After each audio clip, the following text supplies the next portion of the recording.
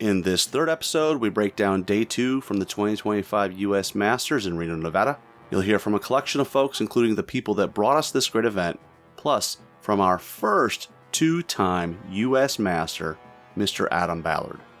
So sit back and enjoy. Let's roll. This is Countercharge, your podcast for ranks, flanks, and kings of war.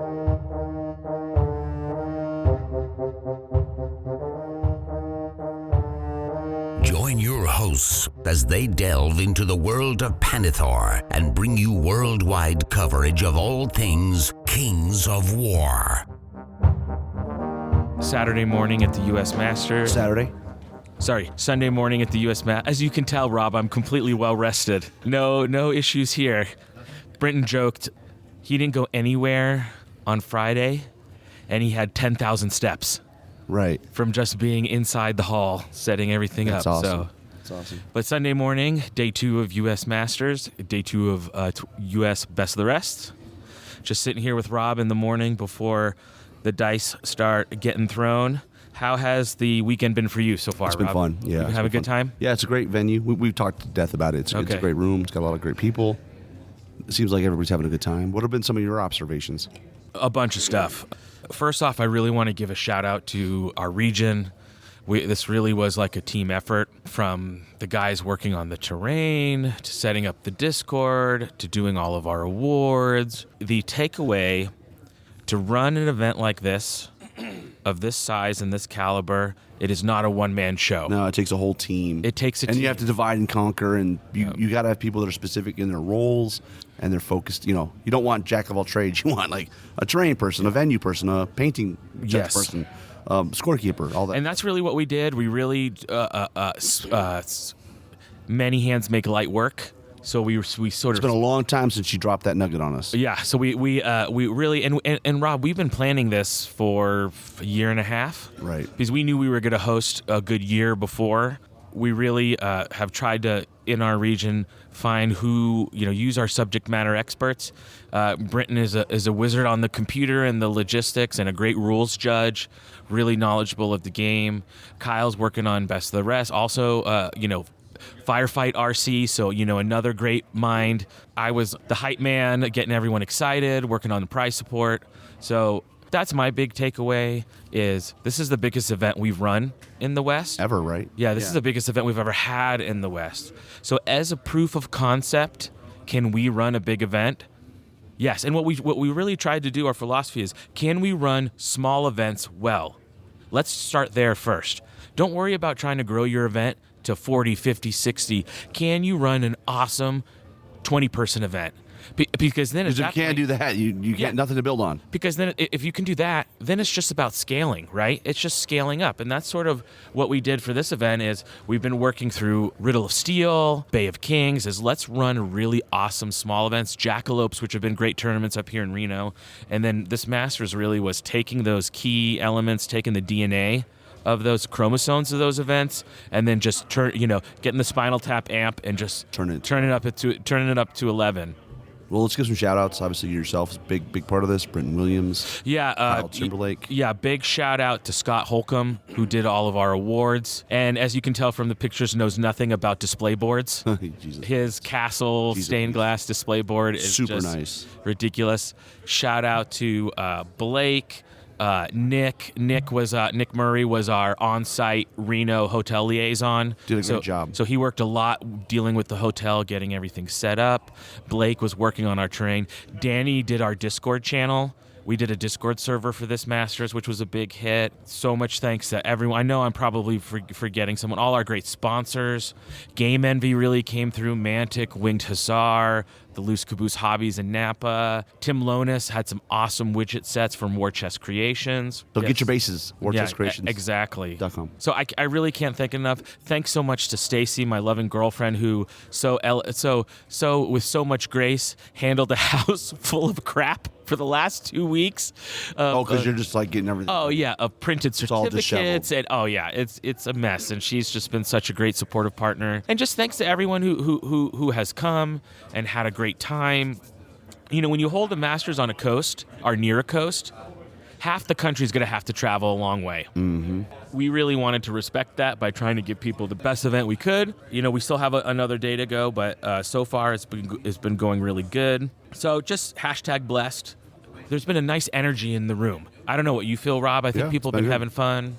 Yeah, it's been an interesting. It's been like most Masters, just a really calm, cool, collected room with highly. There are very highly competitive games, but emotions are in control. And I can't. I'm one of my takeaways, and I'm really excited is I can't wait to go home and watch all the streaming on our YouTube. Yeah, I noticed that maybe 550 views or something from Saturday stream, which is pretty awesome. Which is great. Yeah, Mike Rossi and Matt Carmack have been doing a fantastic job. We made a few choices when picking our space. We decided to say F it, and we went for the larger space. Yeah. And we just said, you know what?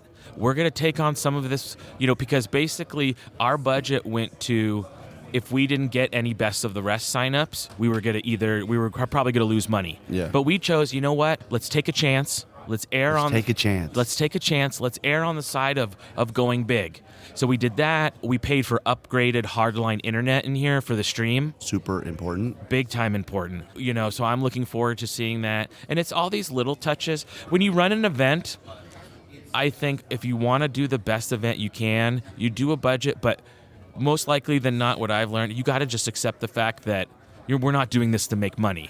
Right. No, you just want to break even. Yeah. Breaking even is the goal. Is to just get back what you put in, and even if you don't, in the end, it's like we don't know when the next time Masters is going to come around. These here parts, so this could be our one chance. It may never come back around. Because with all the regions, we have 8 regions. Are we going to be playing Kings of War in 7 years? Who knows? So by the time it's, I will be, but you might not be, Jeremy. Well, me and Robert died. I've been doing this for 15 years. I can't. Yeah. We're there to the end. To it's me, you, and Ronnie playing in a basement somewhere. Absolutely. So we decided just to do it as best we could. So now I think our goal into going into day 2, have a couple of great games today. Make sure that we get people out of here on time. That was another big thing. I think yesterday, by the end of the day, we were only 12 minutes behind schedule. That's pretty good. And that was a conscious thing we had through the day, is trying to keep everyone on schedule. I think one of the things that helps is that even though you guys aren't bringing in food, like if you're hungry, there are places in this hotel to eat. There's lots. It's interesting because I didn't know how having in a casino is going to work. But they bring extra amenities than you usually have. Like, even if you have it in a hotel, they have a restaurant. Mm-hmm. This place has, I don't know, a dozen restaurants maybe. Yeah. And there's choices for food, and there's quick options and sit-down options. And so I think and they're able to handle the speed. Yeah, and you can walk. There's a lot of... And the one thing I like about the Atlantis is that it's not in the main strip of Reno. It's kind of outside a little bit. So I feel it's like not as crowded, as you might be downtown Reno. So I think that I haven't felt like overwhelmed by the amount of people. It's a special casino. Yeah, so I felt like it's had just like enough room to feel comfortable. I think what it is interesting is it's going to be interesting to see, with 4th on the horizon, how is the list going to change? I wonder now, since so much effort is on 4th, I don't know if we're going to see that many any more balance patches for 3rd. I mean, there's no inside baseball, right? No, yeah, it just would make sense if you're focused on the new edition. You're going to stop worrying about 3.5. So I think the game that we have right now is the game that we're going to have until the next edition. You mean we have lots of dwarves, Iron Guard, and Wranglers. Exactly. Yeah. Twilight Kin, Wranglers, and Berserkers. And Berserkers. And that's the soup du jour. Yeah. And I think that's just the game right now. But I think with how frustrating that might feel to some players, are that if they feel, because players don't want to feel like a game is solved, right? They want to always I don't think it's solved. No. Because, Iron Guard's a good example. Is there any dwarf players in the top? Yeah. There were a lot here, but you got Kingdoms of Men up there. Okay, I'm going to tell something. Okay. All right. So everybody, get ready for this diamond note here. Yeah. From Mr. Diamond Duvall. This is the one cookie I'm gonna give Matt Croger, and you're gonna give him a cookie. I'm gonna give him a cookie, and Twilight Kin are pretty good. And I played against them yesterday. And I think that so much of the other stuff was good that I think no one really knew how good Wranglers were. They should just be on a regular. And Yeah, I think that would I don't solve think part of people the knew how good they were because of how good the other stuff was. So let me just set the stage here. They have how many attacks? 18? No, it's less because it's 14. It's 14 a attacks. regiment. Right. Yeah. Okay, 14. They hit on 4s for shooting Yeah. with piercing? Yeah. Okay. They in combat hit on 4s Yes, I think. with crushing? No, they don't have They don't crushing, but their shooting attack disorders you. Correct. And just disorders you, period. Yeah. So that If means you take damage from it. Yeah, so if you're a flyer, you can't fly. Right? Yeah, you lose your and I guess the only negative. thunderous. Oh, and then they have stealthy, right? That's a Yeah. good thing, right? Yeah. And I think you look at Alan. And they can be rallied, right? Yeah, and I think you look at Alan's list. I think the ability to have both push and enthrall is really powerful in an army that you can. Well, use a especially lot if you have with. 9 regiments of. Now, look, Alan's not pulling any punches, and that's cool. No. Because in this room, I think you would expect that. But Yeah. 9 void. What are they called? Void touch wranglers? What are they called? I don't even know. Aren't they just Wranglers? Yeah. I should know because I played the army a bunch. But Yeah, but yeah, so he's got 9 regiments of wranglers, and then like what, 6 or 7. yeah, but I Characters? still think the takeaway when you look at people who are in the top 10, top 15, it may be different armies, but it's the names that you expect.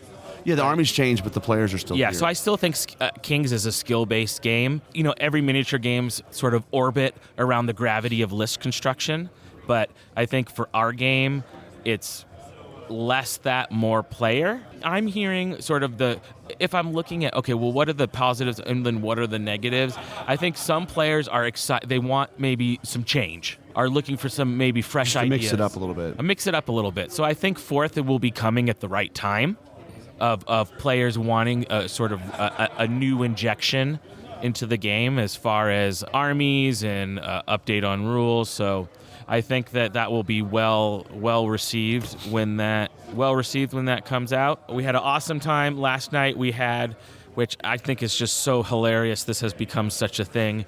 Is we had the Harry Potter Strike Dice Tournament with 31 players, Rob. Amazing. Which is just hilarious. Mike Zettelmeyer took down the Triwizard Cup. I just love how gamers latch on to these weird things and, become so obsessed with them. Okay, let's take a look at the top 10 going into day 2. So as a reminder, Masters is 3-3. So that's another exciting thing, Rob. 3 games. We got 3 games. Yeah, 3 So games Saturday, 3 games Sunday. It's the anyone's event's ball game. Yeah, the event's still half going. Yeah. or half over. Yeah, Only half over. it's really or the glass is half full, is what you Yeah, would say. exactly. It's anyone's ball game. So at 54 battle, and first we got, no surprise here, Mr. Jeff Radigan. Yeah, but he's playing a weird list, dude. Yeah. I was always poo-pooing on the Horde Knight. He's got the Horde of Knights for Kingdoms of Men, right? Yeah. He's got, Triple Giant? Well, I think that's one of the interesting things is how good Kingdoms of Men has been in this Masters. Justin Robbins from the South at 52 points. Again, weird. Yeah. So we had him on. You've already heard it. Anybody saying ogres don't work can shove it up their ass. Yeah, he's making them work. Because he's making them work. He's got 2 legions of Yeah. ogres. Crazy. And they're rallied. Crazy. And they will not play this morning because round 4 is the last round of region immunity. So they're both South. So even though they're 1-2, they will not be playing this morning. Right, and because in that matchup, I think I favor Radigan because he's got the Triple Giant with Slayer. Yeah, and it's like he's got a lot of big bodies. I don't know. In third place, which is no surprise to me, but maybe some surprise to a few people, is Scott Holcomb with his totally bespoke, unique So he's going to play Bastilian Radigan. list. Right? Probably, So yeah. what do you think's going to happen? I don't know. Part of Scott's strategy is to surround and create so many charge angles it's impossible to deal with. But Radigan's got a lot of bodies. He can block a lot of space. Scott doesn't have a huge amount of flying, but he does have a lot of thunderous charge in his army. Right. Radigan's got a lot of Well, bikes. the Giants only have 1 target for Slayer, right? Which is the Elohai in that list, right? And the Elohai are regiments. They're not hammers. They're there to add their elite Right. aura. They're going to go and try to go into a flank. Yeah. So they maybe can avoid the phalanx. The phalanx and snare. So it's going to be interesting. Scott's a great player. He has a lot of momentum. He's coming off winning Riddle of Steel, Rose City Rumble. So you're saying he's not just a pretty face? No. Yeah, he's not just a pretty army. He is a great player. I mean, he grew up playing with Jeff Swan, so I mean, like, he comes from a background. Is he from Cal? They're both from Cal. Yeah. Jeff used to be a Cal. Yeah. So from the West, we're super excited. We're going to be rooting for Scott today. Coming in at number 4, again, no surprise, Jeff Shilkin. So that means he'd probably play Robbins, right? Justin Robbins, most likely. Depending on who's already played. I'm not sure. Oh, that's good point. Yeah. But in that matchup, it'll be interesting because Shilkin's got Varnger. Is that right? Or New Alliance? Varnger, right? Yes. Varnger. Yeah. And he does know how to play ogres. Yeah. I mean, he has got a big background in both. We didn't shout out Justin Robbins, though, because this is a guy nobody ever talks about. And he is always right there. Oh, always. Yeah. Right. I mean, he's one of those top. I mean, technically players, he won Best Paragon last year. Yeah. But they decided to give him second best general. He's not bitter about it, by the way. That's good. He's not bitter. Organizing pass-down awards is a very complex thing, especially in Masters, because Masters is the one tournament of the year where the championship really is battle. Our people view the championship as battle, not Paragon. Well, I think the difference, though, is that for Justin, I'm sure Texas uses overall, right? Yes. Until Paragon would be better than Best General. Second best. Yeah. After Jeff, we have Adam Ortle. Amazing. I hope I pronounce his name. Yeah, Adam Ortle. Yeah, from the Philly area. He won Best of the Rest last year with Trident Realms. Yeah. He's now in the Masters with Trident Realms. Yeah, he's taking names. And he's 2-1 or what? Yes. I think he's in our 2-0-1. He's rocking 48 battle points. So again, that's only 6 points off the lead. Yeah, I've been beat by him. I was at Mountaineer one year, and he just eviscerated me. Maybe with Trident Realms, but this is a few years ago. Yeah. Before they were really good. And then perennial Massel Adam Ballard is coming in at 47 battle. What's he sitting, 2-0-1 as well? Yeah. I don't have the win-losses here. Okay. I just have points. That's fine. So I'm not 100% sure. Adam's going to add him, right? And then Alan Beener from Mid-Atlantic, as we talked about with that great, really hard Twilight Kin. John Green Jr. He's got Abyssals. Did you see his, I'm not sure what he's running it as, but it's a eyeball era, that model. He won Kings of Memphis a couple years ago with that army. Okay. It's very pretty. Really nice looking army. And then we have Kyle Poole. 2-1, yeah. And Keith Randall. And I think they're going to play. And I think Kyle's, if you think Keith is your boogeyman, Kyle's the same way. Kyle's never beat. Yeah. But Keith also flies to the sun, and then at some point the wings get clipped. So maybe this is the year for Kyle to turn it all around. But I'm going to say no. R for Keith too. Keith's one of those guys who's always been in the he's always in the conversation, but never won a match. Well, I don't know. The conversation's in the alleys. I don't know. Yeah, and I think we have a lot of other interesting narratives. I know Travis Tim and Kyle Poole are desperately trying to win this year at U.S. Masters. We're giving Best in Faction awards. Yeah. So this is the Goblin Off. Well, one of the things that's interesting is I think those guys have armies that those guys you mentioned to the top might struggle against because they have a lot of trash. They have a lot of high piercing. I don't know. It would be interesting. And they somehow have avoided them to this point. But at some point, there's going to be a reckoning, right? Yeah. Where the trash meta is going to be up there, and they're gonna give somebody some fits. Yeah, and when you have 3 games left, and your top 10 to 15 players are only 6 to 8 points spread. Every point matters. Essentially now at this point, anyone can win still. Yeah. There's a lot of players who are within shooting distance. Well, we're joined by the Stream Master himself, Mr. Matt Carmack. Mike Rossi. So, Mike, we were just talking about observations from the weekend so far. We're only halfway done. Yeah. But you actually watched 3 games yesterday. I actually watched. Did you enjoy that? It was awesome. Yeah. Yeah. It's one of the nice things was every one of the games was really tight, and it was tight until the last round. So it wasn't because this is my first time doing this. So I was worried that there are times when I'll do I've done a couple for Clash UK or something, and by turn 4 you're like, yep, this dude's doomed, right? So we're gonna switch over to a more competitive contest, change to another game. But all the games were tight. Everybody's playing at a really high level. it's really cool. And the nice thing is the pressure's off of me. I don't got to worry about wins and losses. I just watch other people play, right? And throw pithy comments out there. Pithy, yes. Yeah. That's what I'm known for. Yeah. But the thing I did notice, though, in terms of how a lot of ties, a lot of draws. Yeah. In the first couple rounds, right? So even if you're walking out of here with 2 wins and a draw, you're in the running. Yeah, you got 3 games to go. Oh, I mean, we were just talking about that before you hopped on. Looking at the top 10, 15 players, they're only 6-8 points spread. Yeah. So really, I think we have no idea. I think it's anyone's ball game. Sure. Today. Sure. So, right, and this is why we do 6 games, right? 64 players. You need to have the gradation to make sure that you get the winner at the end, right? yeah, you want to crown the obvious master. That's right. The person who has won all their games, or this has the spread, Right. separation in the spread. Yeah. Some of the ruminations you guys brought up during the Masters stream, Masters Ruminations. preview, what do you want to call it? Like, you had some observations, like maybe about dwarves. Like, what do you like? What your predictions coming true? I think I'm right. I mean, how many dwarf players in the top 10? I didn't see any. There it is, right? Yeah. So, like, everybody's taking that list, and I've done it long enough to know that it's good. It'll get you 4-2 if you're not very good like me. It'll get you 5-1 if you're good like these guys. But it's not dependable enough. It's not Yeah, dependable right. enough. There's just But that doesn't mean just because it doesn't win a Masters, or just because it doesn't win a tournament, doesn't mean that like it's not a bad. That's a bad list. You know what I mean? I mean, it's going to be a heck of a fun list to play. Yeah, I mean, it's not bad, right? It is frustrating. I can see in certain matchups you're like, oh man, everything's Def 6. So what am I supposed to do here? Yeah. Right. As when you're fighting against Right. it, but that's something that's easier to mitigate than Alpha. Yeah, Right, because you can still out scenario. You can, and they're slow, right? The defense is Yeah. relatively slow. Yeah, relatively, right? So, Any other observations? I mean, we talked about the Berserkers. How are they doing? There's lots of units. they're doing. Man, I tell you right now, Ray was so close.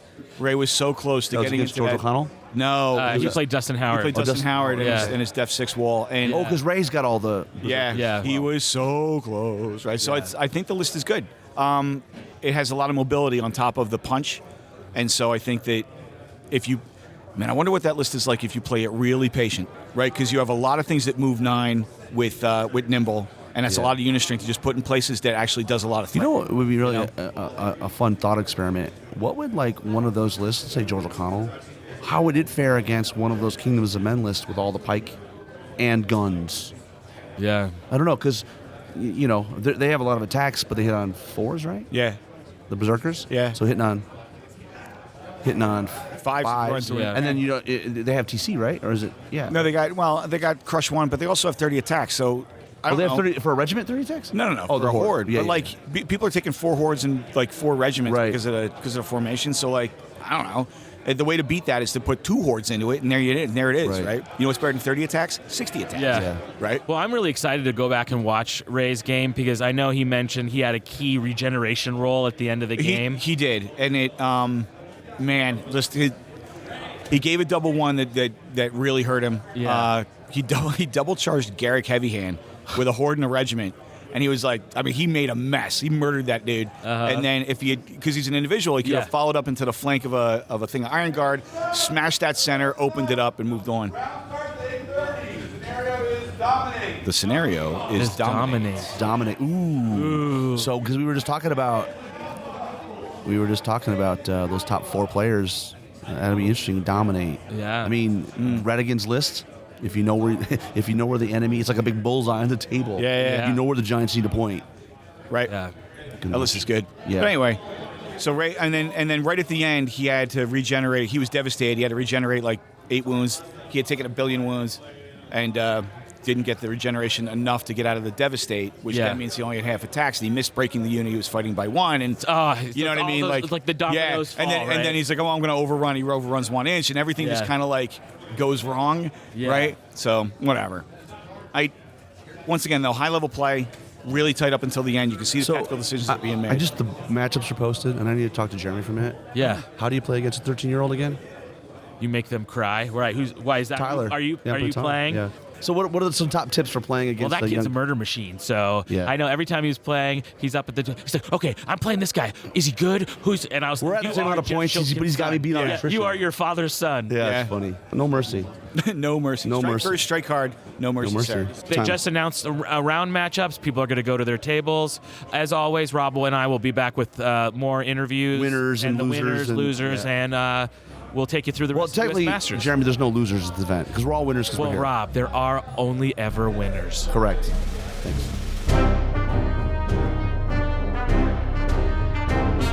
All right, this is Rob. We are after the end of Best of the Rest. Yes. We are end of Game 5 in the U.S. Masters 2025 here in Reno, Nevada.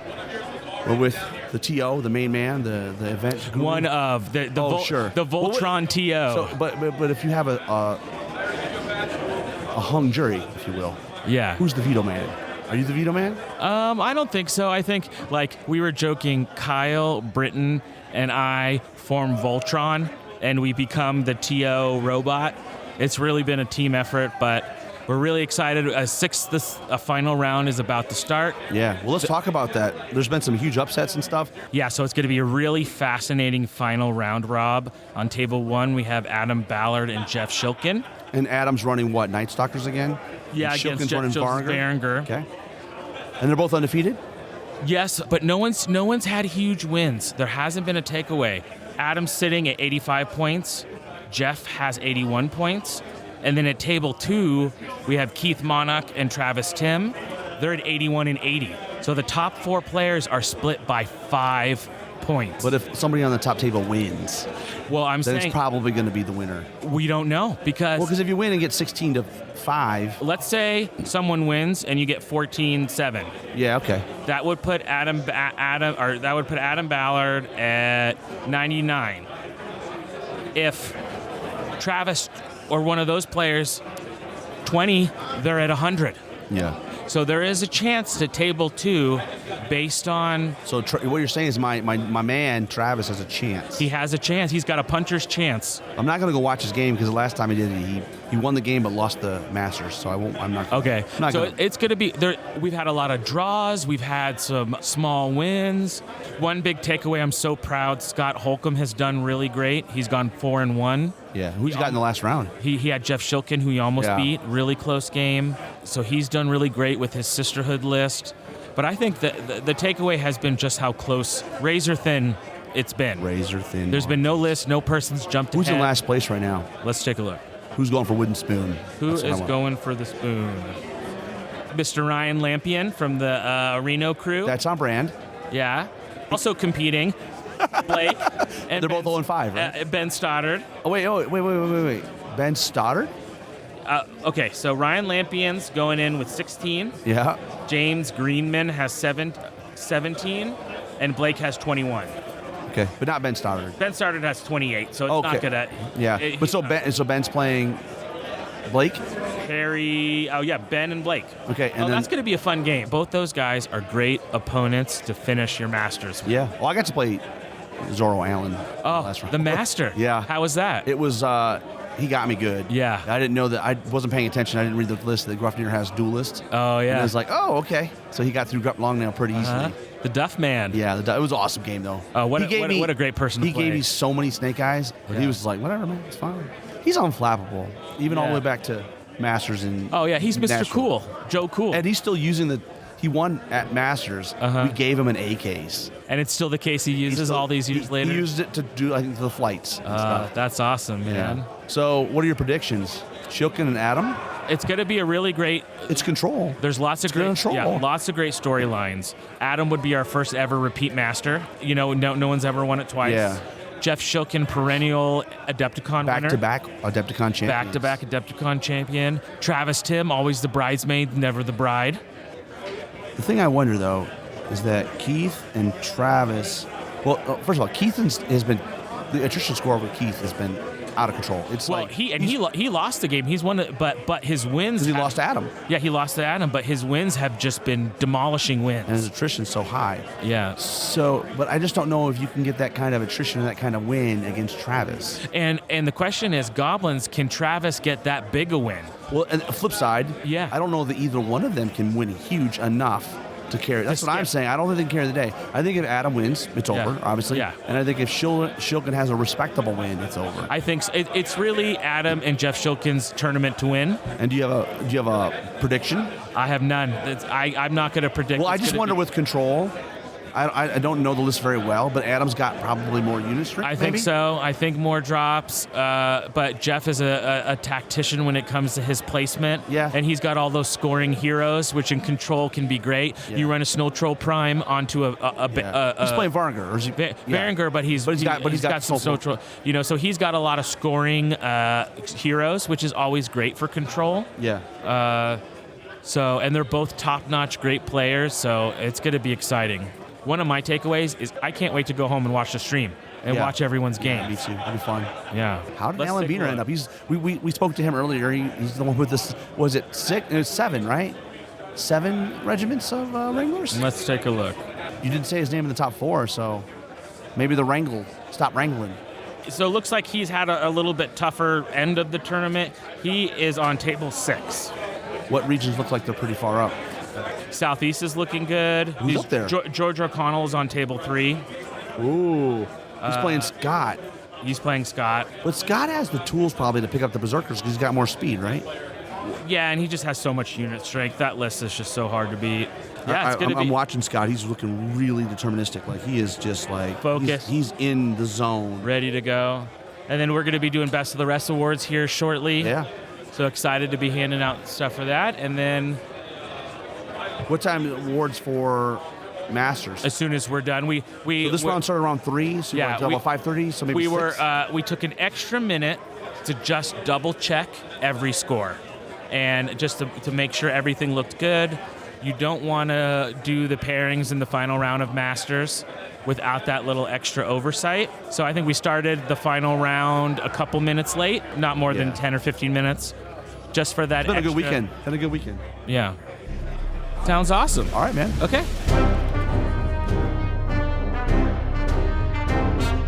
U.S. Masters 2025 in Reno, Nevada, hosted by the West Coast is done and dusted. We have our first non-consecutive 2-time U.S. Master, Adam Ballard. Does it feel different this time? Yeah. I mean, it definitely feels different. It's, I don't know what to say, Rob. Like, it's the whole weekend. It's not just the Master. Like, everything has been just awesome this weekend. You know, the first time it was great. I was definitely there, for the event and, playing my best to win the event.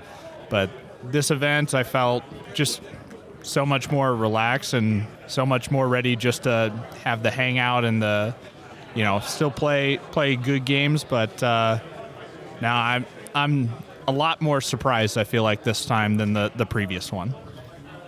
You are playing Night Stalkers again. Sure am. Let's get the list. Everybody wants to know, what's the winning list? The winning list. I have 1 regiment of Scarecrows with 3 hordes of Scarecrows. I have 3 troops of Tormentors. I have 3 Soulflare units with Jesse's Boots, Blood of the Old King, and Helm of the Drunken Ram. I have 2 Mind Screeches. I have 2 Butcher Flesh Rippers. And I have 2 Dread Fiends, 1 with Blade of Slashing, 1 with the Trickster Swan. So 17 drops, 28 unit strength. It's just my comfort army, honestly. Yeah, that's awesome. Oh, I had the Portal of Despair, too. Almost forgot that. You can't forget him. Don't forget the Portal of Despair. Absolutely not. Any shock? Or you just... I mean, at what point did you know? Honestly, after I won the game, I heard Keith Monarch had a big win on his table. And, like, the first thing I heard from somebody was, I don't know if you jumped, or I don't know if you had enough, right? One, I was already a little surprised my game against Jeff came down to the last turn, right? So it was a hard-fought battle, and I knew I didn't have a big win, but I had a, 3 or 4 point lead going into it, so I was hoping it was enough. But if he had a big win, like, I was thinking, like, initially came to mind was like a 19, a 20. Like, he easily jumps me, right? So it wasn't until Patrick Zorro Allen came up to me and said, congratulations. And I told him, I was like, I don't know if I have it. And he's like, oh, no. No, we have. We were talking. You have it. Yeah, we were on the stream, or we were recording, We see the 18-3 victory for Keith Monach. Shout out to him. Almost 1,300 attrition points. Yeah. And he lost a game, right? He lost to me. Yeah. In round 2. Unbelievable. Yeah. And he's just murdering people in the other 5 games, I guess. Yeah. So we did the math, and we're like, okay, well, really, for Shilkin to win, he's got to win. He's got to blackjack you. And we're like, I don't know that's going to happen. Right. And then basically we knew that you had to win by 15. And you won by? I think it was 16 You won to 5, right? Well, Or you won no, was yeah. it 15? It was you won by. It was 15. Yeah, it was 15. Yeah. Yeah. Sorry. Because it was a 14 for the win, and then you had 1 for the differential Right. Yes. scenario. So, yeah, you won by 1 point. Correct. Razor thin. But so you didn't know where you were when you went into the game? Or, No, I had, yeah.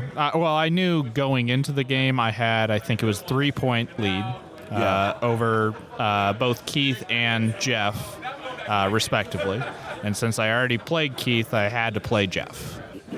And Keith then was playing Travis Tim, so I luckily dodged that. Yeah. Did you, at some point, tell Travis, hey, I need you to do something here for me, buddy? I need you to bring the heat? No. He and I have both been in that situation before in several tournaments where one of us is on top table, the other's on second table. Usually it's the inverse, where I'm on second table, he's on top table.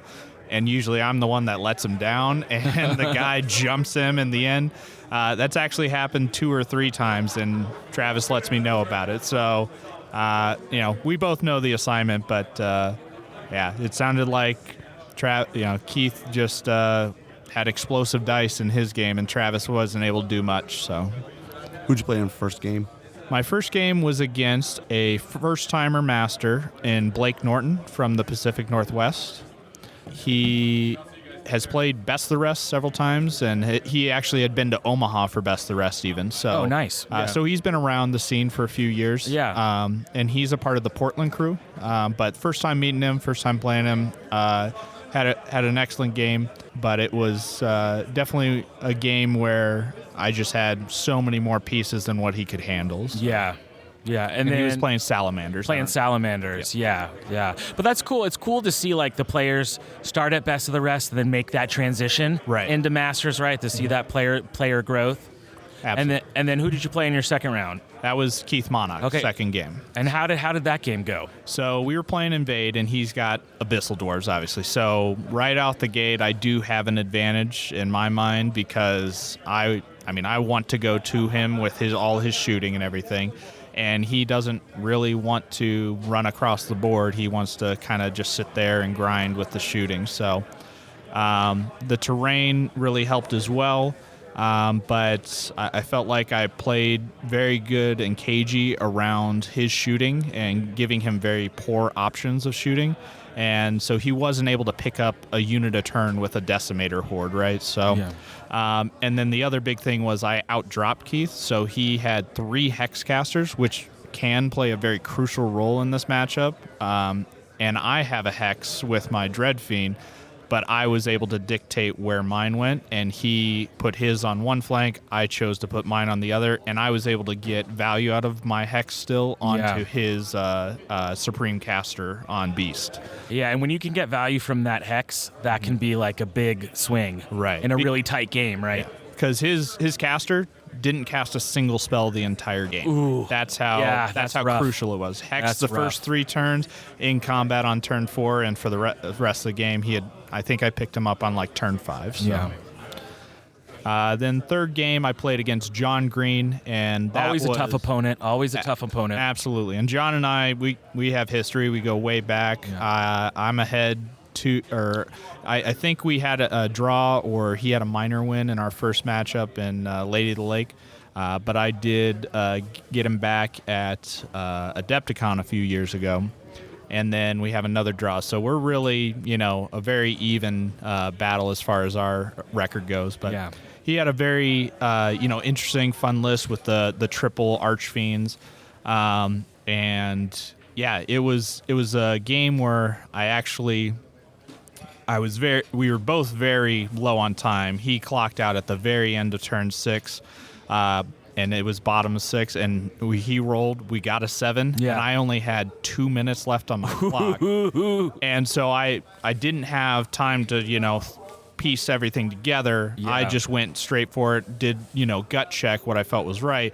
And in the end, about 5 minutes after the game, I realized I had a guaranteed win by one at least play. And I missed it. So I did a couple of high probability plays that neither of them worked out for me. Okay. So it ended in a draw. But it was a very good game. Very tough game overall. So, and that's hard because when you get low on time like that, sometimes you just got to go with your gut.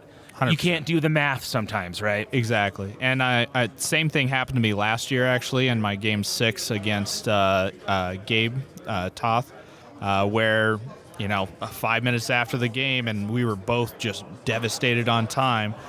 Realize, oh, hey, if I just countercharge this unit, that puts me in this section of the board, and I just win. But, you can't make, identify those things necessarily right in the moment. And that's a big part of, practicing and playing is experiencing those things. So that way you have that initial reaction and understanding, so you don't have to waste clock time to come to those decisions. Yeah. But so I finished day 1, 2 wins and a draw.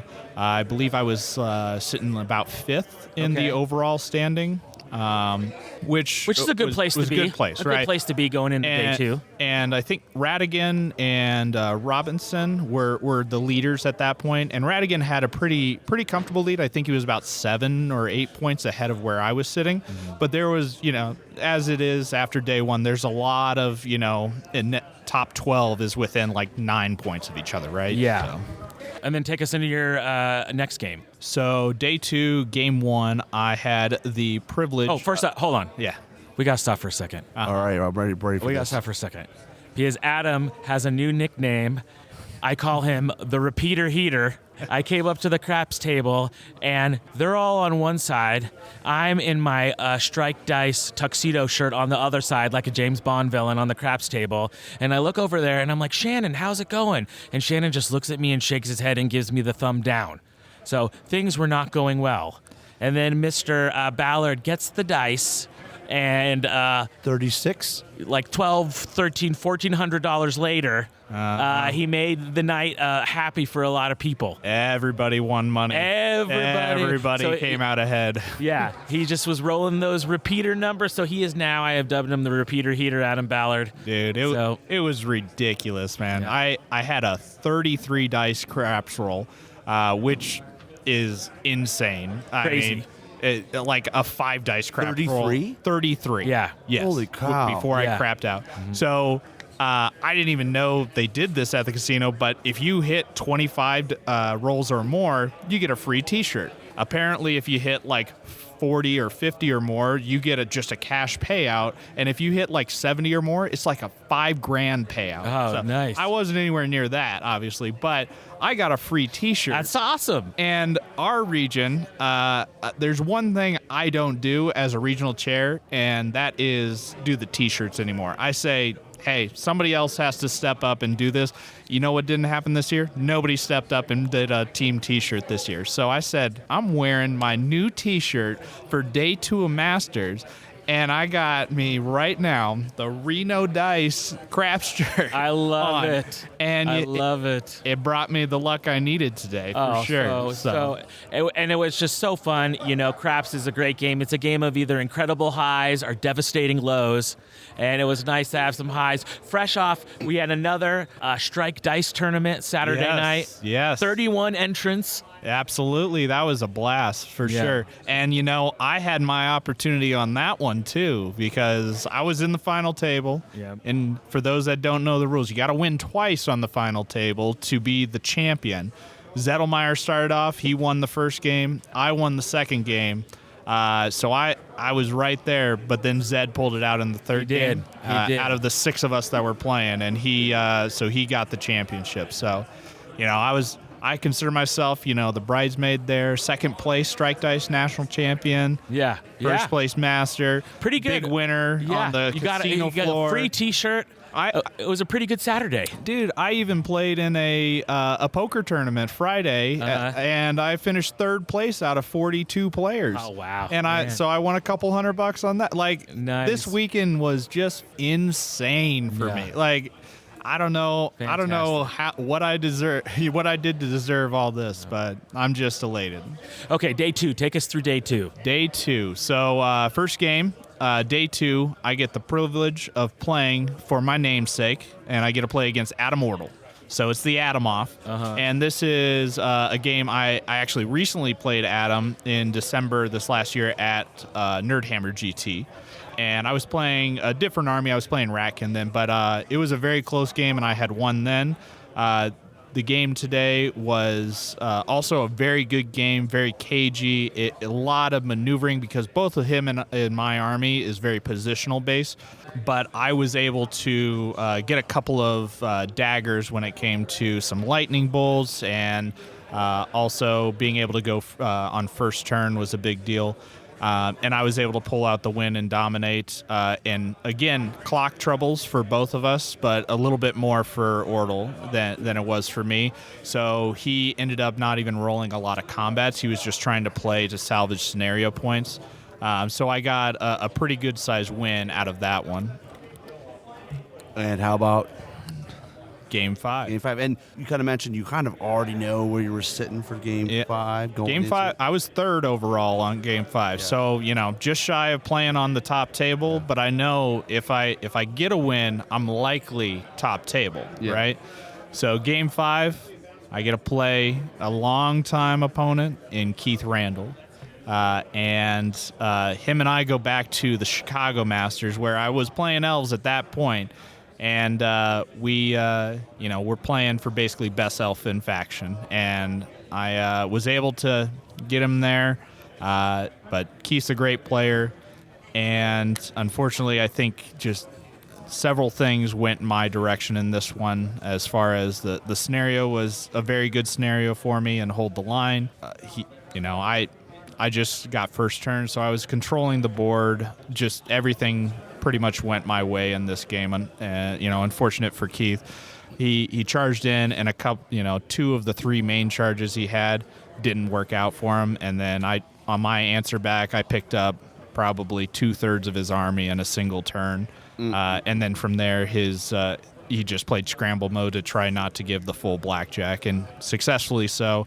But again, that was a big win, a 20-point victory, which shot me up to the top of the leaderboard, guaranteeing me position to play for. Shot at the repeat. Yeah, shot at the repeat. 100%. So going into round 6, you were the highest scorer? I was, yeah. I was the highest scorer by, I believe, 3 points, with Keith Monarch in second, but I had already played Keith, so I knew I couldn't play him. Yeah. And Keith was tied with Jeff Shulkin as well, so I was paired with Jeff Shulkin, and got the privilege of playing him again.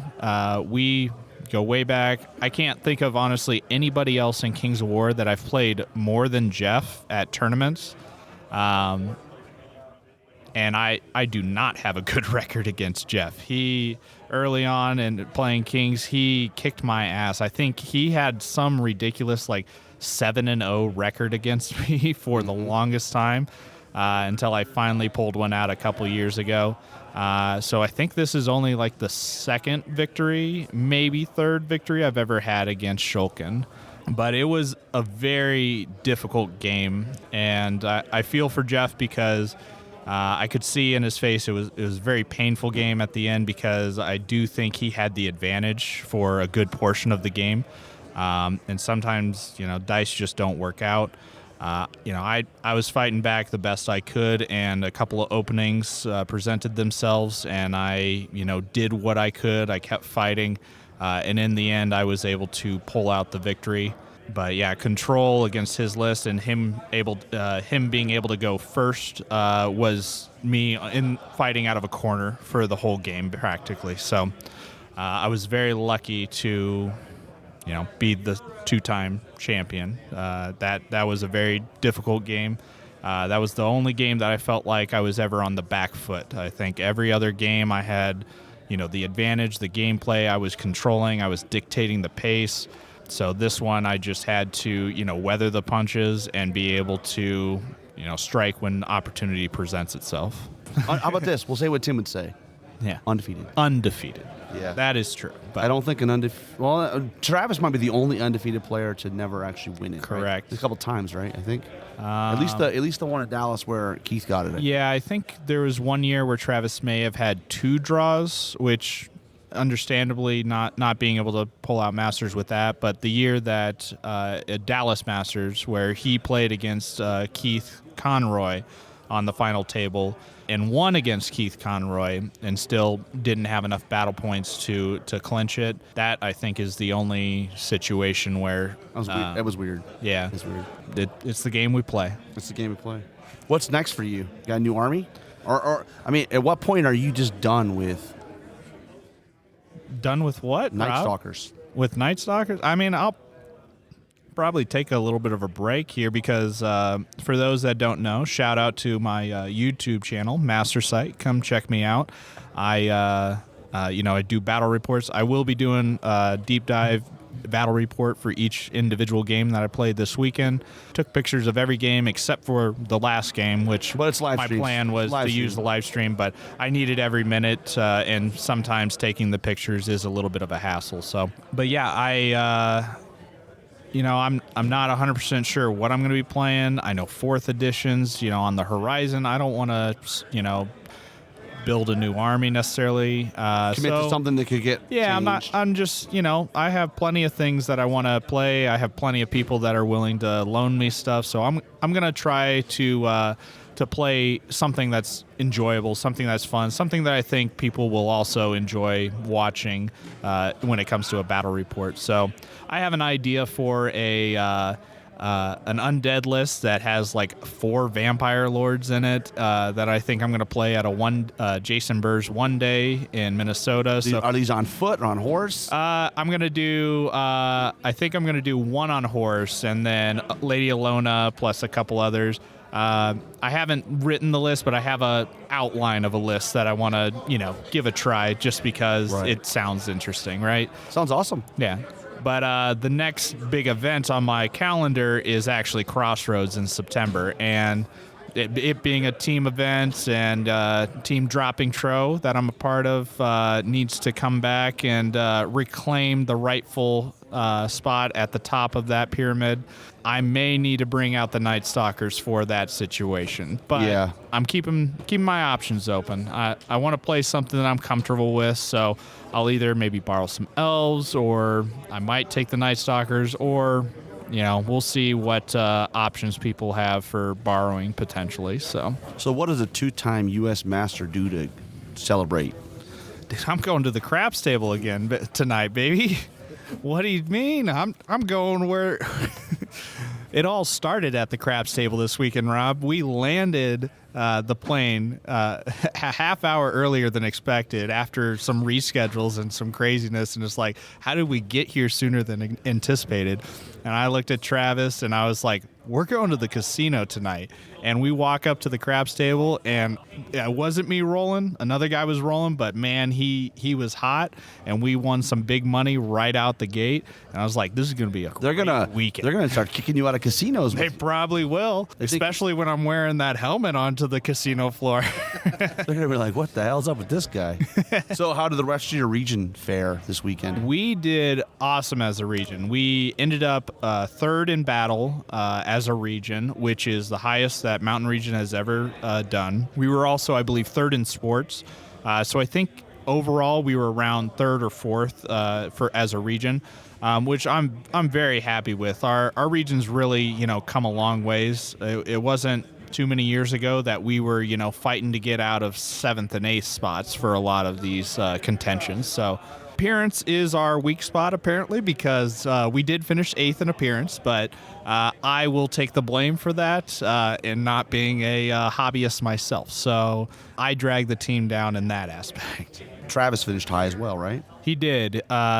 but I believe Garrett actually finished a little bit higher than him because Garrett finished 5-1 after losing his first round to Keith Randall by quite a large margin. It sounded like he just went on he was just a steamroller going through everything. He had to play one of our club mates, region mates, in Michael Sigler in the last round, so there's a little cannibalization when it comes to those last scores. 2 rounds where you're not immune.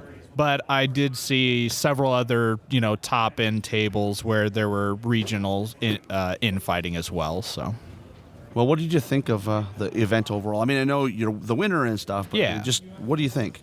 It was just an extremely well-run event, well prepared for, great communication. The Discord worked out excellent. They really did their homework as TOs and really, reached out and relied on a lot of previous masters that had success.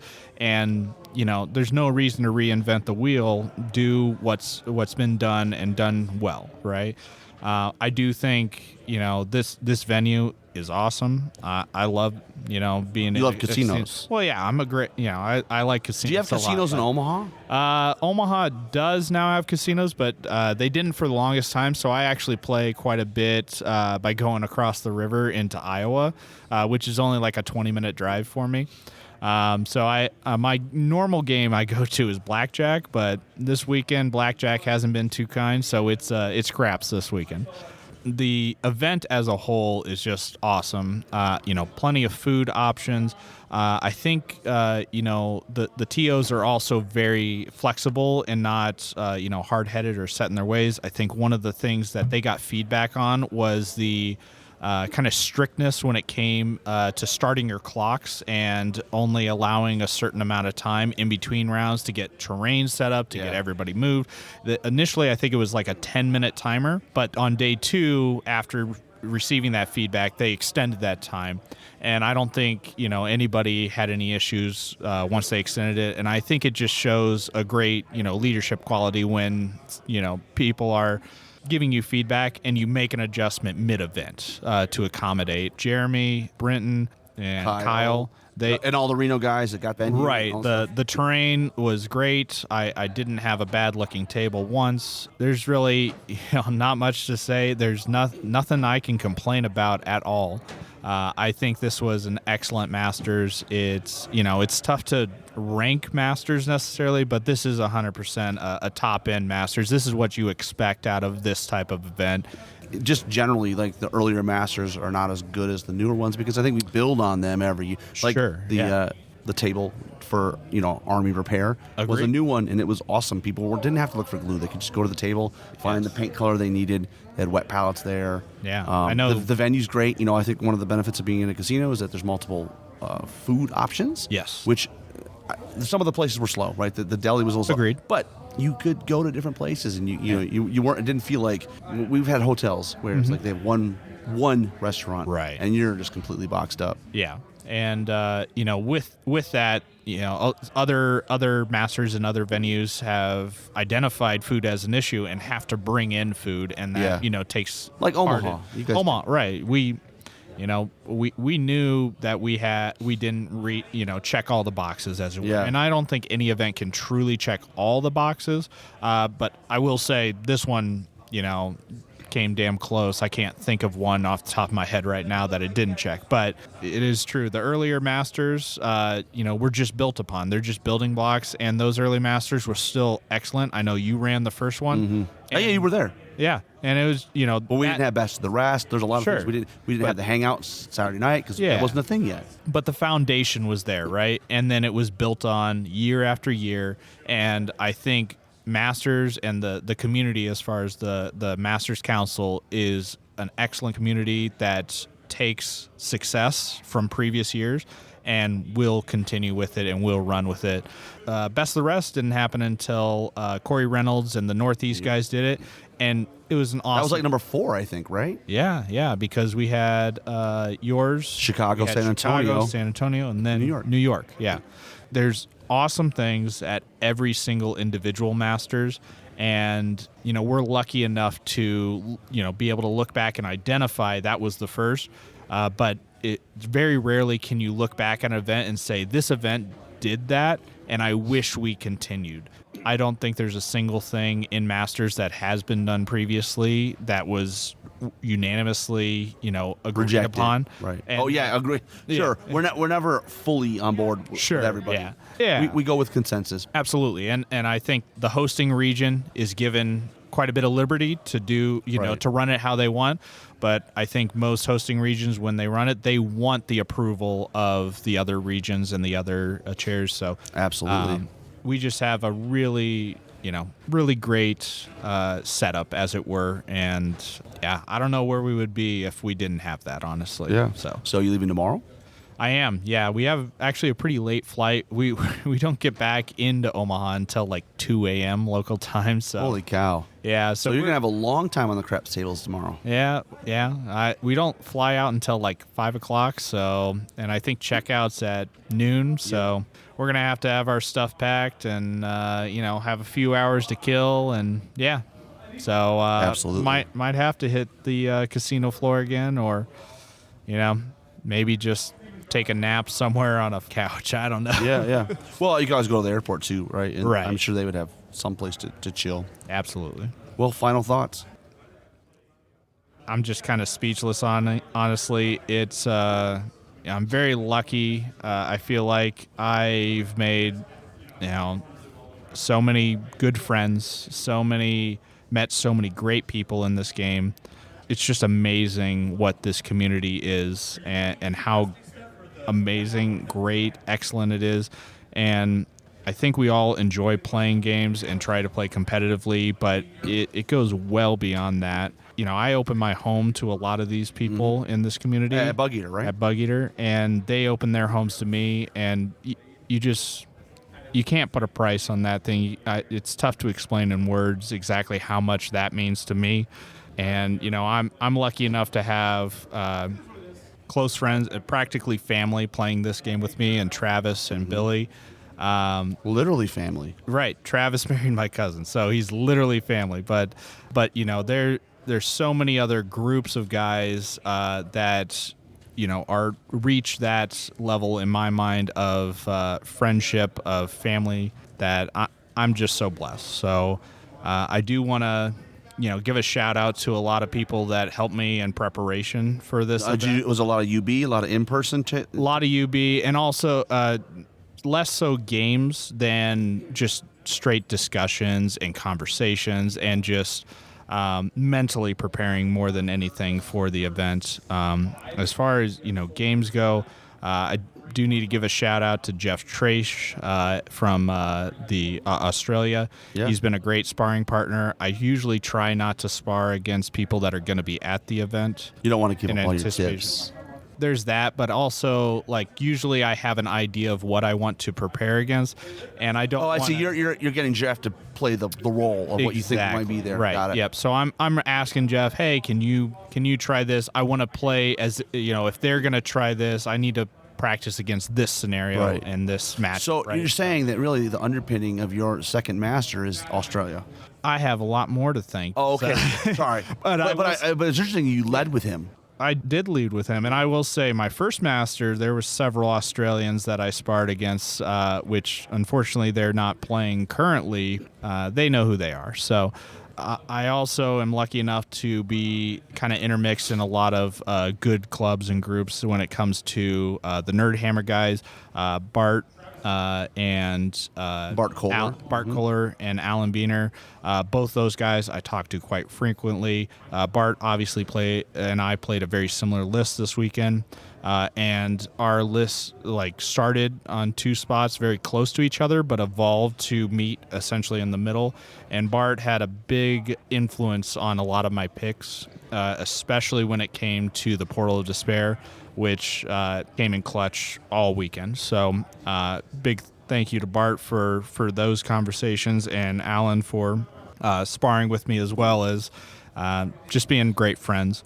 I also want to shout out Eric Trowbridge, Kyle Poole, the Dropping Tro team as a whole, Shannon Shoemaker. I like how you subbed out a couple players, though. You upgraded the team? Is that what I heard? We upgraded the team? Who we upgraded? Did you drop Andy and Kyle? No. So Or were they original? Yeah, Trowbridge. Trowbridge is the leader of Drop Tro, and he put out there initially that, hey, the original 4 always have the open invite. If the original 4 aren't able to make it, So you're just saying Kyle and Andy were just subs. And to be fair, the way they play this weekend, I can appreciate that. yeah, but to be fair, them playing last year, Andy had 3 blackjacks in day 1, and Kyle went undefeated on the weekend. So I'm sitting here and I'm like, I don't know if I can actually. You might have created a monster because now maybe they created a team. Who knows? That's true. They will be there, and they will be on a different team. So we're going to have to deal with that for sure. The other teammate that I left out, it was Roger, and Roger is, has a lot of things going on with family. He doesn't make many events, but he did. He's the greatest Kings War player that nobody's ever heard of. Yeah, 100%. Because people have now heard of Sean Troy, that's why. But and then I'll shout out the Minnesota crew, with Jason Burr, Sean Troy, the Murphys. Jeff Shulkin is in that group as well.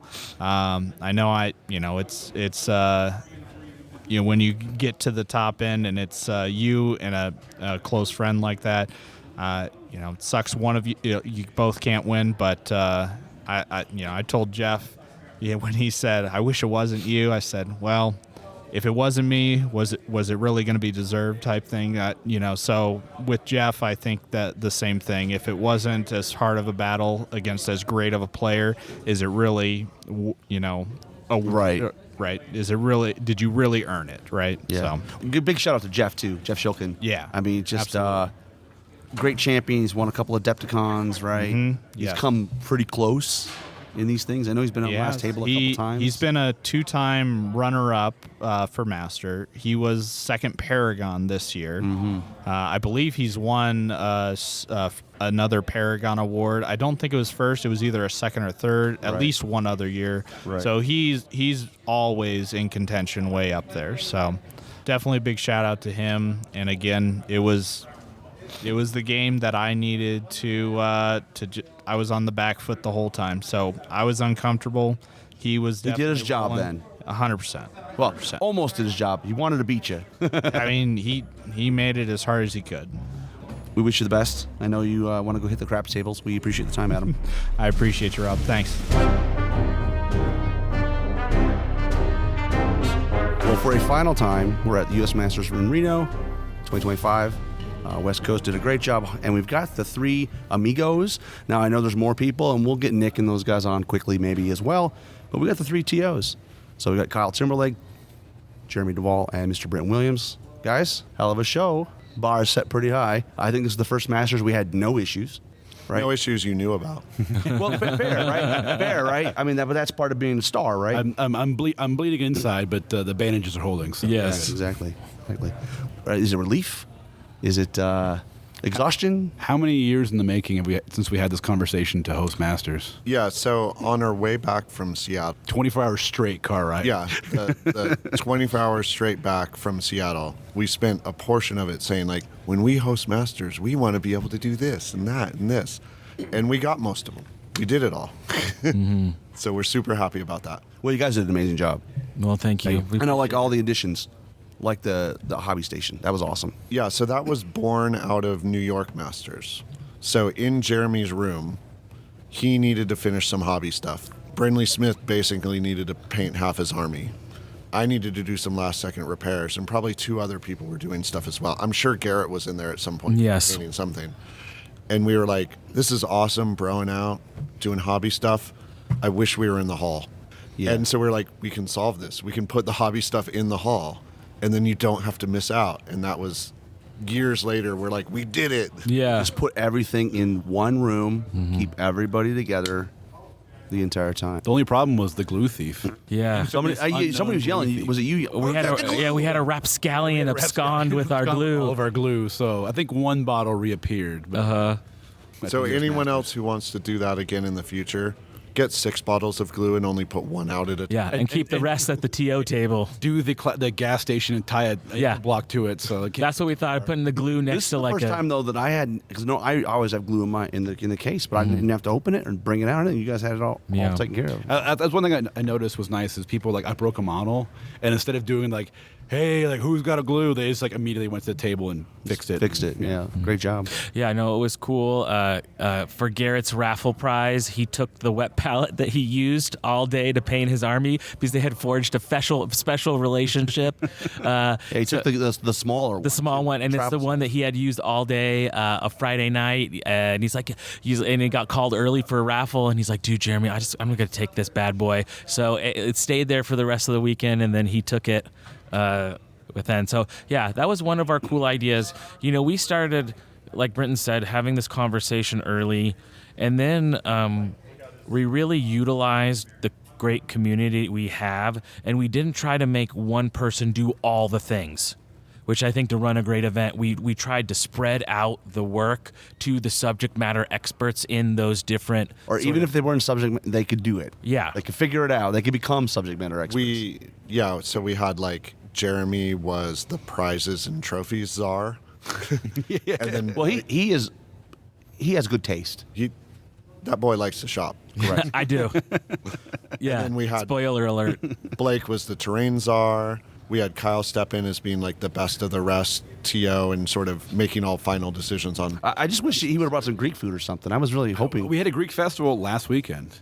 Yeah, I'm gonna throw it out there for the countercharge people. If you're ever in the South Bay of Los Angeles County, usually the first weekend after July 4th, my church in Redondo Beach, St. Catherine's Greek Orthodox Church, holds the best damn Greek festival there is.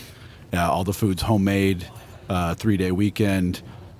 Get a hold of me. I work and slightly run the inside bar. First drinks on me.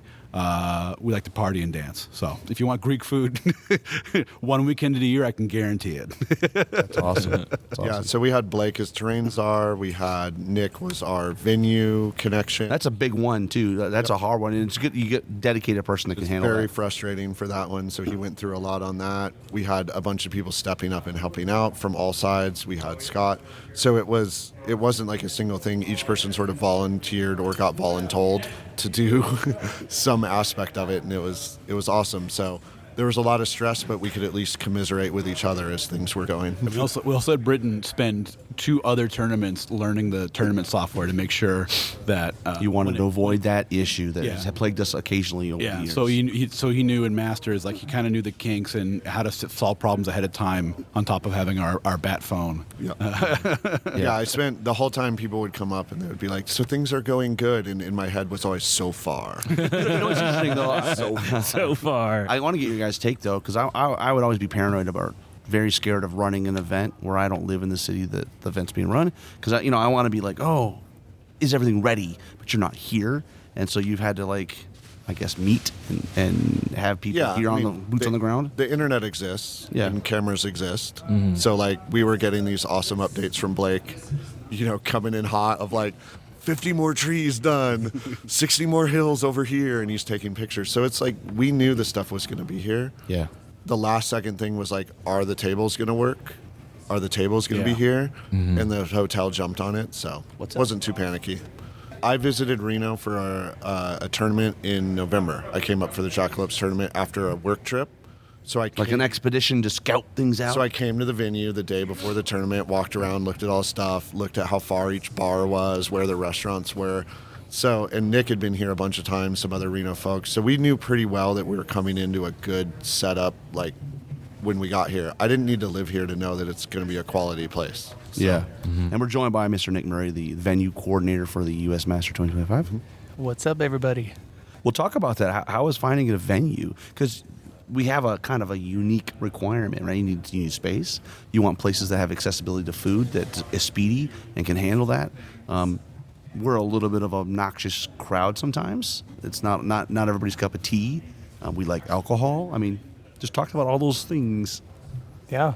So initially, when we were starting to look around for various venues and such, obviously we kind of go through and look at all the different region areas where the localized players are. But when it came into the nuts and bolts, essentially, it was more about the hotels responding, which was kind of a little odd. I thought that was weird, to where then I went and visited them, and then took a couple of the guys, at least from Reno, and we went and scouted out the space, and we just looked, and we were like, does this work? And when I had to explain to the sales coordinator, manager, catering person what we were, it was usually like, I don't understand. Can you explain that again to me? It's like, yeah, we make tiny little dolls and paint them and move them on the table and roll dice. And we need lots of tables and lots of space. But not only that, you need specifically sized tables. Yes. Right. I mean, at least in the width. You can have the length different. When we sent them the floor plan, they kind of freaked out a little and then got over it. That was funny, just day to day. Like the employees, there were a lot of employees I'm sure came through, like, oh, we're checking out. Really just going, what the hell's going on in here? Yeah. And Yeah, my during favorite the event. reaction, though, was one of the janitors was in the hallway outside pushing a cart. And they had like TVs kind of announcing, showing what it is, and it said like Kings of War convention or Board game. Kings of War board game. And I saw that guy stop, read it, and he was like, and I saw him mouth Kings of War board game. And he was like, what the hell? Like he was just hadn't even gone to the door that was open to see. He was just like, what is going on in here? Mm-hmm. The reality on venue is that we have like 5 or 6 things we want out of Masters, and it's very hard to find all of them, and we tried. So it's like close enough to an airport to shuttle, close enough to a major airport some people can get direct flights, venue and housing in the same place, a place we can hang out and still do all the things we want to do, and food options within walking distance. You put all of those things together, and then on a Wargamer's budget, it's a challenge Nick went through to find a spot that filled all that. But we did. We got there. Yeah. So Yeah, and it was, the Atlantis was awesome. They were incredibly responsive. Sometimes it was weird going back and forth with information and details, but they gave us a single point of contact for most things, and those people were incredibly helpful and responsible. I would recommend anyone who's going to look for a large venue like this in the future, go and talk to somebody physically there instead of just calling, and that's what I had to do. I went to all of our major casinos, literally walked in the door and said, hi, I'd like to talk to your sales manager. And they're like, what? Why? You can just call them. Like, no, I'd like to talk to them today. And they walked me right up to the Atlantis and had a conversation with the VP, and yeah, so away we went. That's amazing. Is there anything you guys can think of that you're sitting and going, oh, you know what? If we do this again, we would do this. Well, I feel horrible. 2 of the Best in Faction awards didn't make it. Neil Colley, Best Orcs. He won Best Orcs. And Nick was Best Undead. The only player. undead, Yeah, that's why. But both of them were the only players. That's one thing. Always double check before you come to an event that you have all your prize support, that you have all your awards. Having like maybe a Bluetooth printer would have been nice, because they shut the hotel had a business center, but it was closed on the weekends. Right. So it's about checking those tiny details. But I don't know about what you thought, Kyle. We got a lot of the tiny details. Like we Yeah. had enough planning and stuff. We had enough people spread out. We were able to cover a lot. And the few things that popped up, like when we first came into the venue to set up, the floor plan was not followed at all. Right. Well, that's normal. They just ignored it. Yeah, that's apparently. normal. Yeah. But they fixed it. We had like a regular depth, 3-foot table or 2.5-foot table, and then they had completed a 4-foot table. So instead, It was crazy. And maybe the first time I've ever seen that, where you not had to put table toppers on. Like literally the table was flat, and there was not like a big bump in between them. we did plan for that. Kyle and I now have a whole bunch of cork coasters that we were going to use to like straighten all the tables out and get rid of the gaps. And then there weren't gaps. So if anyone wants cork coasters, hit me up. Yeah. Someone's going to have a great basing project in the near future with cork. Oh, yeah, for sure, for sure. You know, I think that, like, the venue was important, but for me and I think for us, when we spent a lot of time thinking about what were the vision, mission, values of our masters going to be, and all of the venue and all of those places, those are the gears and that get the machine working, but you got to have a direction in which you're going to point the ship. And for us, what is so great about Bay of Kings, our Riddle of Steel, is we respect the fact that when people come to our tournaments, it's an effort to come.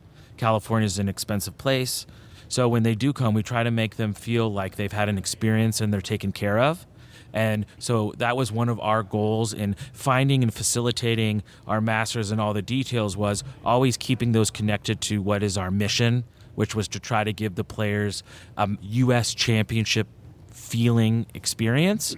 And, and now we're going to, think about it. But, a lot of people seem to have a great time, and I'm pretty proud of how we did. Yeah, and you might be able to run another great big event up here. Yeah, right? that's the hope. Right? Yeah, maybe you only use 2/3 of the room, but you get like 50, 60 players. It's a hell of an event space. Yeah, well, Brinton said something really interesting when we were talking. We were like, we didn't try as a region to run a big tournament first. Let's run small to medium tournaments, and let's run them well. And then, like Spinal Tap, we turned it up to 11, right? And that's really been like, let's do the events that we do. Let's do them well. And then we can scale up. Yeah, and then it's just adding more people. Right. So it's about executing on all those things really well in our individual, the Jackalopes events, the Southern California events. Yeah. We know what we want, we do it well, and then it's just like, okay, now we just need to add this many more tables of terrain, this much better communication, and we're good because we already know how we want to do things. You know what we missed, though? We should be like the Olympics, and there should have been a handoff from the West Coast to the Midwest. I don't know about you, I'm running back to San Diego with a torch. So. Yeah. Well, that's why when we got to the team awards, I was like, I'm crowning each one of these people with their medal. Just like in Star Wars. Man. Yes, exactly. Who was the Wookiee of South, though? Is it Ryan? Ryan's gotta be Chewie. Justin Robbins, man. He had to like go way down. Little Jeremy's like, can you come down, I should have had like my fake Princess Leia buns. Should have wore the headphones. It would probably been all right. Well, Chewbacca didn't get a medal though. Oh, he didn't? You know what? You're right. That's right. Yeah. He got short. He got a new. He was up there though. In the new movies that don't exist. He was on the stage. It's Jesse Garrett then. Yeah. Who's the real reason the South succeeded? Because he didn't make the team. A whole bunch of years, South won. And Jesse Garrett joined the team. They lost 2 years in a row. He's not on the team this year. They won again. So we now definitively know he's the problem. We have the correlation to prove it. Correlation is causation. Yeah. Absolutely. We spent a lot of time, and I think Nick can relate to this too. I mean, Brinton and I were talking about just how far we've come as a region, as a West. You guys weren't last, right? Oh wait, No, you were last in something. We mean in hosting. Okay. All right. I was on the team, so we're not. No. Meaning, You gotta be excited. I was like, wait, meaning didn't you? from the birth of the scene in the Bay Area with Brinton and I and the Heretic Games to the Sad Guys to all the hard work that Nick and Blake and Jackalopes and Sean and all the Jackalopes have done, and just how over these years we've really grown and coalesced into a group that no matter where you go in our region, whether it's here in Reno or in San Diego or in LA, you're going to have a great experience. And to me, in many ways, this was a proof of concept that we can take what makes our tournaments in the West great, and we can do it at a... Now, I don't want to do it again for a while. I'm good. I'm good. I'm good. You asked what I would do differently, and the whole time I was like, oh, it'd be good if we had this little thing different, or it'd be good if we did this. And as soon as the tournament ended, that stuff all purged from my brain. Asked the question. You're like, I don't know. I have nothing. I don't care. Yeah, I don't know. At first, the beginning of the tournament, it was like, oh, man, I'm going to be so rested. I'm not having to play game, because we were playing. But I feel just as drained now as I do playing. But it was cool to sit back and to look at people's armies, and we were always at the scoring table talking about the storylines happening of, oh, this person's going to play this person, and then if they win, they're going to play, oh, man, we got to see it, so that was really the best fun. part of me, I was talking to Patrick Zorro Allen, and we're sitting here, and all of a sudden, Keith Monnick's score pops up, and I'm like, oh my gosh, he just crushed Travis Trim, and we're looking at him like, Adam's got to win by 15 or he's going to lose. And I was like, oh, and it turned out he won exactly by 15. But there was so much stuff. He had the head-to-head over Keith. Mm-hmm. Yeah. So I guess if he would have won 14, if he would have been 14, it would have been tied. If they were tied, it would have gone to the head-to-head tiebreaker, which everyone said, like, that's not going to come up. Like, once someone's beat someone, they're out of Masters. And it was like, Keith's like, no, I'm just going to win a bunch of big games and come back. Yeah. So that was awesome. super interesting. There was a point where it was like, it almost could have been an Adam, Travis, Tim final table, which would have been hilarious. Brother against brother. We had the cases where it's like it's going to be a new master, like with Shokin versus Ballard. It could have been like Shokin is this new master after this quest. I do feel bad for Shokin. It's like, man, I think there's a couple times he's finished second. There's been more than once that he's been on the last table. And he's been crushing Adepticon. He's so good. But it just, for whatever reason. And then Yeah, I'm sure. sitting there and I'm like, oh, we could have our first 2-time master. Amazing. Non-concurrent too. Like he was sort of retired for a while or ran his own event. You know. I'm super happy he put the helmet on and did the pose because it will never fit on his inflated head again. After 2 masters. Like there's no way that helmet will There's fit. no coming we got back the from that. live stream coverage has got some good picks. Yeah, that's awesome. Yeah, it's the story. There are all kinds of storylines floating around that was awesome to see, and it was great. One thing I know we talked about that we're really appreciative of, though, is that the regions really brought their team. You know, sometimes it's like people go, like I don't. It showed that the regions trusted us to run a good tournament, that they wanted to come here. They showed up. You didn't need a lot of mercs. Yeah, exactly. There was one drop from Masters the week of. That was, sometimes things Health happen. related. Yeah. It was, it's fine. We bumped up best of the rest. We lost 2 people. Like most tournaments, like most TLs know, like you lose about 20% of people who committed the last like week or 2 before the tournament starts. People just drop like flies. But to only have that low of drops, one best rest drop was to broken ankle, and the other one was a local who 5-10 minutes before the tournament starts was like, the comic book shop I run, guy called in sick. We have 3 tournaments. I can't show up. It was like act of God stuff. That's a great store, by the way. Yeah. Great Yeah. store. For me, and this is stuff we can talk about now, like I was terrified people wouldn't come. Like we present a brave face and like everyone's going to be here and we're running best of the rest. And I'm like, 2 people are going to sign up for best of the rest and all the teams are going to need mercs and we won't even have enough people to fill it. So it was super gratifying to see like a room full of people here. Well, I think part of it is you guys are out in the community a lot, going to events. People know who you are. You know, it's not like you're Johnny come lately. It's like, okay, they've been here from the beginning.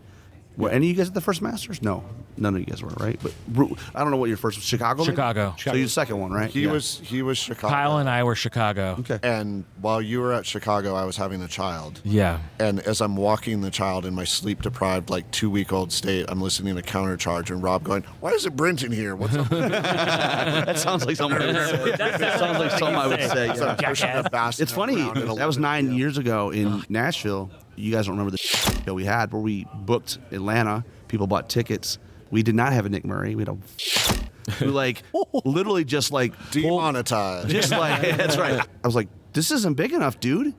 I don't know what to do. So we had to move it, and we had to move it to Nashville, and we had to pay for a couple of people's tickets to get fixed and stuff. Oh my gosh, Yeah. that's awful. So, lesson learned: always have your Nick Yeah. Murray in your pocket. Yeah. It's helpful. It's helpful for sure. For one of the things that was really fun was when we were planning and we were talking about best of the rest, being like, yeah, we'll see what happens. And then when signups started to come in, because I was taking all the money from folks and distributing it around and whatever, and then all of a sudden one day I got like 16 You're like, holy on a crap. Saturday, and we're gonna hit 30. Like, guys, we're already half full. Oh my gosh, I'm so excited! Yay! Yeah.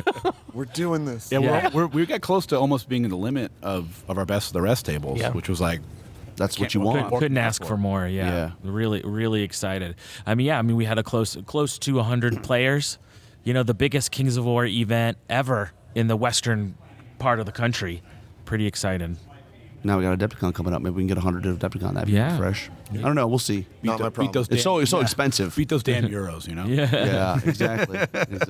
Yeah. So what's next for you guys? You guys got anything? You guys are a nice long break now? Sleep. Rest. Hang out with everyone tonight. 10-hour drive home. When you leave in the morning? Yeah. Okay. I mean, Co- it's technically You morning. same? It's probably Yeah, like stay, 6. leave it in the morning.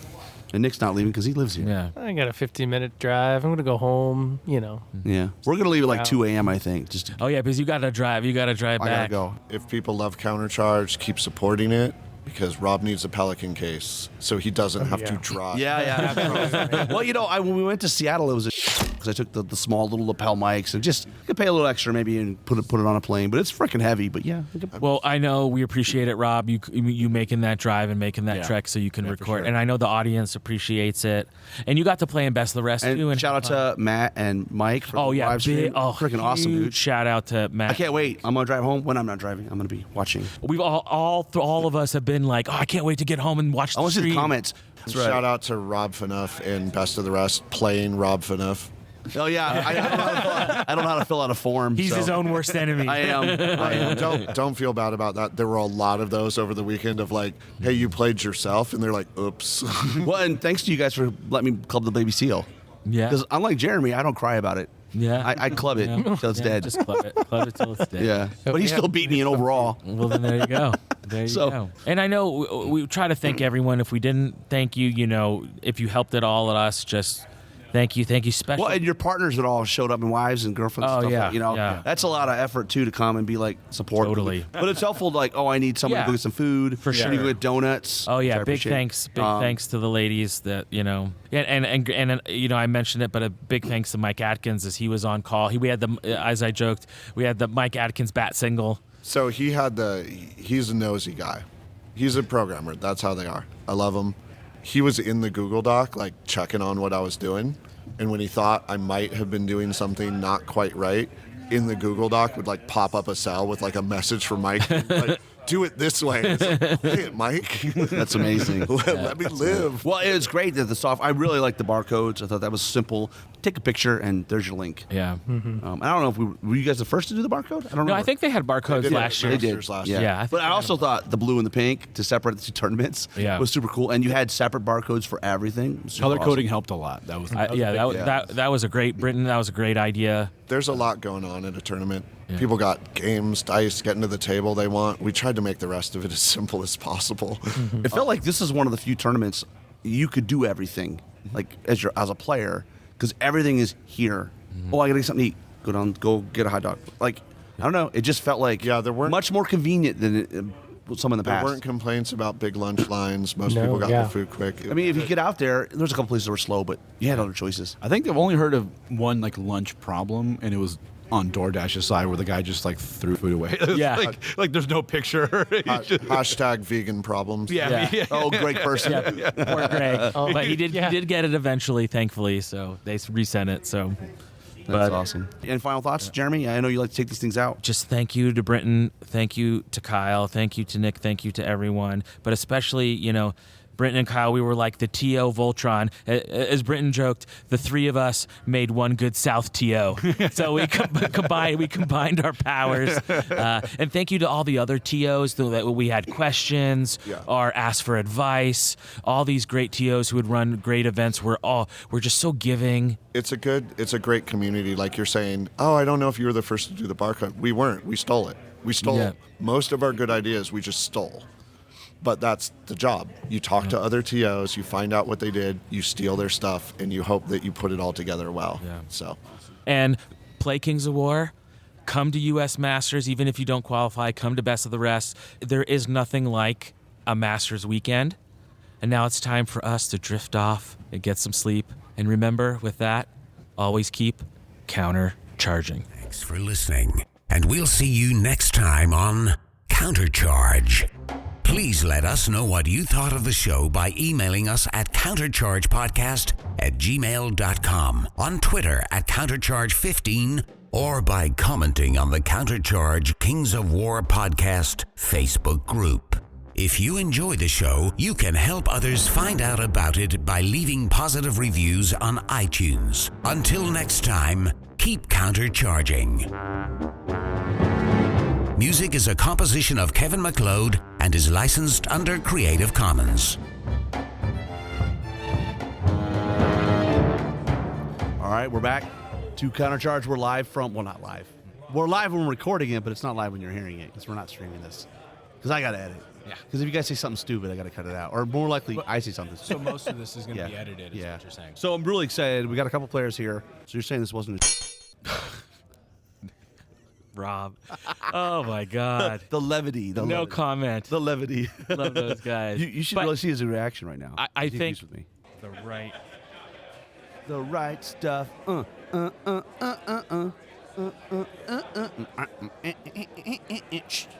right stuff.